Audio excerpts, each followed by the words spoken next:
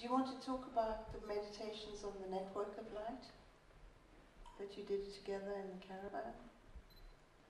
Well, we used to gather together every evening and we tune into this network and try and listen if they had anything they wanted to say to us, or if we had anything we wanted to say to them. And generally, it was, "You're not alone.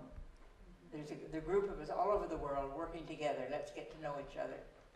There were little places all over the planet. Yes, yes, and I think it was maybe you said, "What are those drawing pins in the earth?" And that was these the stations of the Network of Light that we kept track of. And a lot of things are going on.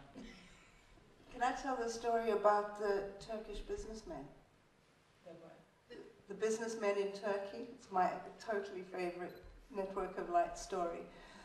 Because they, every night, every day they would tune into all these different places. And Dorothy or Eileen or Naomi or Lena would get a vision of this group, a group. And one of them was a group of businessmen in Turkey, and they would send out love and light to this group, and had no proof that any of these groups existed. And then there was a young American who was hitchhiking and traveling in Turkey and went to a youth hostel there. And he was chatting to the guy, and he said, "And where are you going after this?" And Stefan said, "I'm going to Findhorn." And the guy just went, "What? What's Findhorn?" And he said, "Oh, it's a place in Scotland." And it turned out that the owner of the youth hostel had been a member of this meditation group. And they'd been meditating and had this word Findhorn. And they had no idea what it was, who it was, whether it was a person or a place or whatever. And then, so as a result, Stefan came here, and then Peter and Eileen made contact with the group, and then they came here. Were you here when they came? Yeah.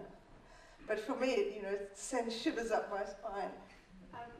I went to Turkey as in 1973.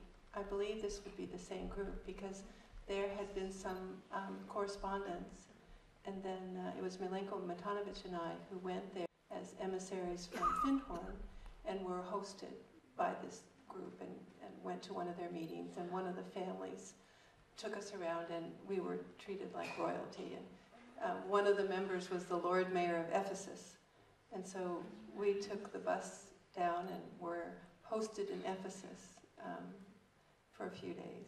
And then we came back, and then we came back with gifts, and I was the American that I am, would notice, I'd never been to any place like Turkey, noticing what was in the stores and the windows and the shops, and it was like, oh, and just being really fascinated and admiring things. Well, I quickly learned my Turkish etiquette because anything I admired became mine. And we had to buy a new suitcase to come home to carry all the gifts. And the community feasted on Turkish delight for a while after we came back. That was one of the things that I thought was wonderful. And then I believe later that some of them came here after I